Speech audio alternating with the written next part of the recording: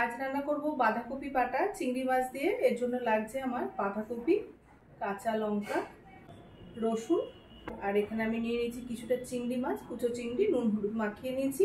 সবার প্রথমে আমি বাঁধাকপিটা বেটে নেব। এখন আমি চিংড়ি মাছটাকে প্রথমে খুব হালকা করে ভেজে নেব। কড়াই সর্ষের তেল দিয়ে দিলাম, চিংড়ি মাছটাকে দিয়ে দিচ্ছি, খুব হালকা করে ভেজে নেব।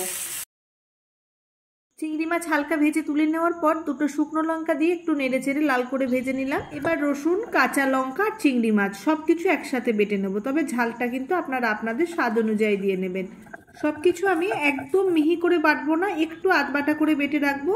বাটা হয়ে গেছে, তুলে নিয়েছি। কড়াই খানিকটা সর্ষের তেল দিয়ে হাফ চা চামচ কালো জিরে ফোড়ন দিয়ে বাঁধাকপি বাটাটা দিয়ে দিলাম। একটু নেড়ে চেড়ে পরিমাণ মতো নুন আর সামান্য একটু হলুদ দিয়ে আবারও নেড়ে চেড়ে বেশ শুকনো শুকনো করে নামিয়ে নেব। গরম গরম ভাতে অসাধারণ খেতে লাগবে।